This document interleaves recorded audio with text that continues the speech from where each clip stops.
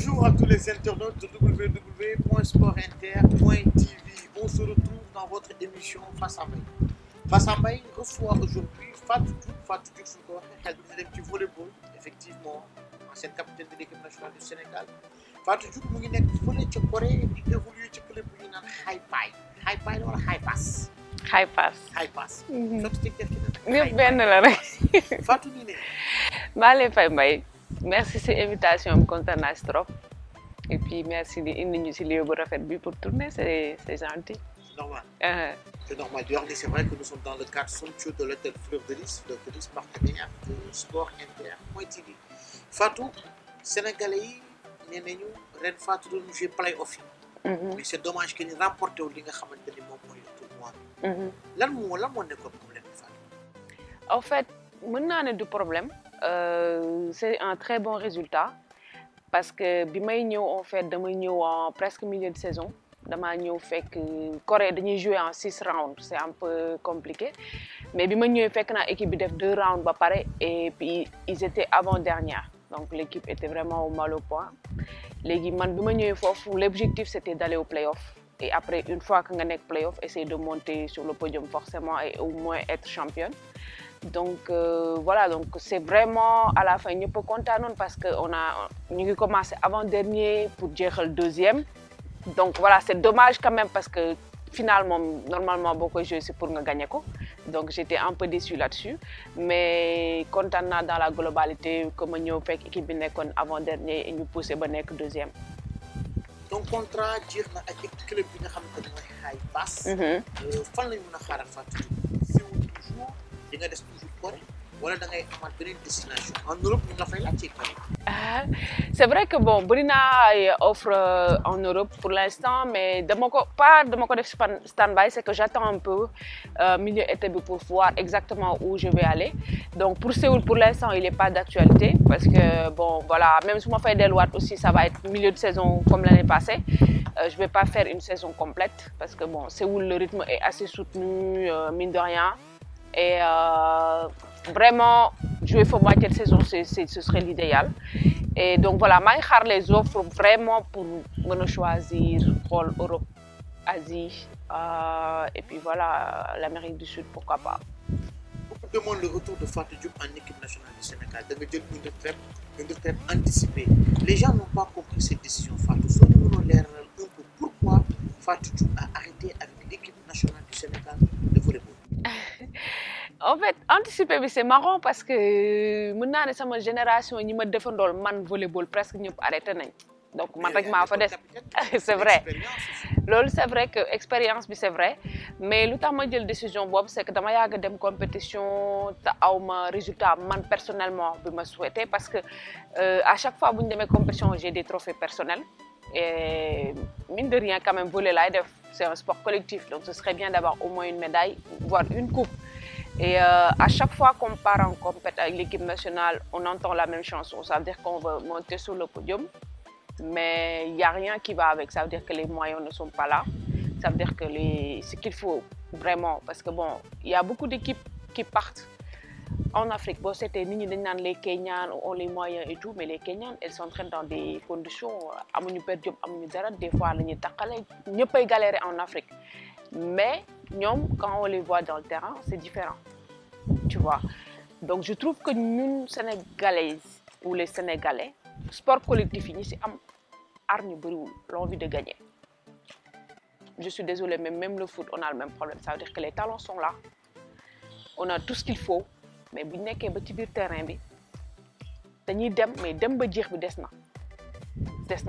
à chaque fois, je me dis, nga jël xaalisu Sénégalais pour dem voyager pour dem études il y a le minimum c'est-à-dire il faut vraiment faire un résultat donc yàgg naa dem compétition defuma résultat donc man personnellement ça me gêne trop di dem di lekk xaalisu Sénégalais te indiwuma dara donc je me suis dit que damay bàyyi parce que bu fekkee évolution amul peut-être que man su ma bàyyee bu ñu reconstruire équipe bi génération ça va prendre peut-être un peu de temps mais génération boobu elles seront conscientes que ni booy dem compétition c'est pas pour faire du tourisme booy dem compétition c'est vraiment pour amener quelque chose parce que notre pays galère déjà donc bu ñu la joxee xaalis pour nga dem defi ji compét y a le minimum boo war a def dans le terrain donc loolu moo tax ma ne bon si la décision commence pas par moi personne ne le fera voilà. Et puis Fatou su fekkante ne loolu la yow tamit en tant que capitaine yow yaa waroon gën a remobiliser les troupes soo nekkee ci compétition nga wax leen ne objectif bi lii la lii moo ñu fi indi. faaw ñu dem ba jéem a jot noonu. est-ce que amul benn sentiment aussi de comme ni ma koy waxee sax un sentiment de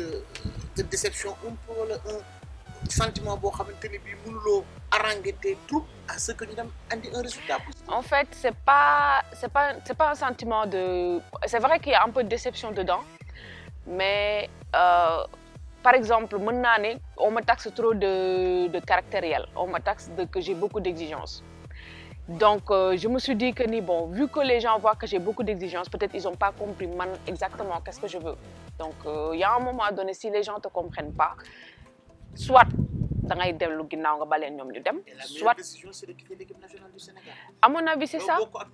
Lu ma bokk ak ñëpp lu ñëpp di xaar mais d'accord naa et que tout le monde l'attend et que tout le monde me dit retourne mais sama retour aussi ça dépend parce que vraiment parler man bon bu may bàyyi samay activité pour dem def dara man dama si dem ba jeex damay dem ba mu jeex donc si vraiment ñoom nangu nañ à ce que les conditions que je mette se fasse, ça veut dire que quand ça marche pas, faut voir là où ça marche pas et on trouve une solution. Mais yalla baxna ak la prochaine fois dina bax tek ko sur des choses yo xamné ni vraiment c'est pas réel.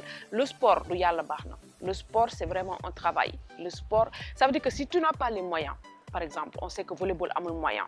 Nga ñew nga gis en Fatou Diouk, nga gis une autre personne nga ne ko nous on n'a pas les moyens mais on veut gagner. Fatou Diouk bu demee ba accepter daal ne ok damay ñëw rey boppam même boo ko doon jox 5 francs elle doit se tuer parce que dafa nangu yow yaa nangu kenn forcé wu la ko yow yaa nangu donc c'est pas une question de yoruñu wala amuñu ça veut dire que une fois que nga ne waaw sa làmmiñ boo ko génnee rek nga ne waaw yow da nga war a def lépp pour avoir le maximum mais à chaque fois dañ naan waaw bu ñu ñibbisee ne non on n'a pas de moyens non kenn jàppale ñu tu sais les conditions sont trop difficiles on les pose sur les mêmes points. Alors que c'est pas ça. Tay bu le ministère joxul dara anduma ak ministère loin de là mais bu le ministère joxul dara si tu peux biir Sénégal il y a tellement de trucs pour nga dem tawi pour se mettre en forme il y a tellement de choses après OK le ballon la compétition je comprends amuñu assez de compét mais da ngay gis les autres pays africains les filles quand elles viennent jour compét bi lañuy dajew manam si c'est au Kenya ñom jour Kenya lañuy dajé jouer comment elles font pour gagner et pourquoi pas nous ah merci beaucoup. Merci. C'est ça. Et c'est ça qui manque chez nous. Bon, maintenant, depuis que vous avez ce retrait international, est-ce que le sélectionneur ou le coach a fait appel à vous? Non. Amul ben instance bo xamantene won na la pour revenir sur cette décision? Non, personne m'a appelé, personne m'a dit quoi que ce soit. Mais ça veut pas dire que en équipe nationale aussi. Mais je pense qu'ils ont compris en fait. C'est pas qu'ils veulent pas ou peut-être ils osent pas. Parce qu'ils me connaissent, ils savent que man, je suis très déterminée et quand je dis j'arrête et que bu ma demee ba bàyyi rek am na fu ma ko teg parce que dama yàgg jàpp te loolu boo ko defee boo xoolee tout le sport tous les volleyeurs que ça soit international Sénégal et tout ñëpp xam nañ ni dama jàpp ba mënatuma jàpp en fait donc c'est pas une question même tey jii su ma sollicité man je veux bien les aider mais du ma jouer. Maintenant, peut-être entraînement, les aider, comment faire ci, comment faire ça, les donner des coups de pouce. Mais pour des compétitions, vraiment, il faut repartir à zéro. Il faut casser cette génération, repartir à zéro. Former des filles, quand elles vont en compétition, elles ont envie de bouffer les gens. C'est ça qui nous manque. Voilà. Chaque année, on va un peu fermer la page de l'équipe nationale. On a la émission de chaque année, on a fait 72 heures. Il faut que qu'en est-il de cette année? Alors, cette année, je hésiter en fait. Si ndax dina ko def parce que bon, forcément retour bi ma si doon xaar entre guillemets aw mak son parce que dama doon def on va dire def ta yalla tax mais par exemple quand je rassemble des gens ñu doon wax entre guillemets c'est des bénévolats et que dañuy ñëw pour jàppale et tout je me suis rendu compte que ni ku ci nekk da ngay ñëw ut dara loo si xaw am en fait alors que man à la base ni ma ko doon gisee mooy ñëpp joxe seen loxo pour que génération man je suis très compliquée très parce que en fait je suis très compliquée dans le sens où peut-être ma façon très bien oui en fait c'est ça dama exigeante et en plus je suis une perfectionniste et aussi su may def dara di ci joxe 100% en fait damay bëgg ñëpp def la même chose donc bi ma jógee ne damay def des choses des tournois pour des jeunes parce que à la base association laa ko bëggoon def jël que des jeunes filles après j'ai fait une année de stage après les gens m'ont fait appel en me disant pas que les jeunes filles parce que les jeunes garçons aussi amuñu compétition donc qu'est-ce que tu peux faire vraiment pour les jeunes ma ne bon dans ce cas-là bàyyi ma jël di def 72 heures pour eux héberger leen pendant 72 heures ñu jouer ambiance et tout j'ai même essayé de faire des concerts et tout pour que ñoom ñu mën a vivre des moments exceptionnels pour mën a jàpp ci volley bi bañ a bàyyi mën a ñoom am envie rejouer donc pour les jeunes c'était vraiment quelque chose de cool c'était vraiment quelque chose de bien mais bon c'est toujours compliqué je le fais sur fonds propres et je suis pas footballeuse donc il y a un moment donné je me disais bon s'il faut faire des choses pour les jeunes parce que même si c'est rien du tout que ça soit les localités les sponsors même le ministère dañ ci waroon jàpp même le ministère de l'éducation je les ai approchés ku si nekk la maire de Rufisque ñu si jàpp et c'est le seul d'ailleurs et je le remercie vraiment moom bàyyiwuma ginnaaw moom may jox jardin public bi et il me donne financièrement donc c'est la mairie moom y a rien à dire.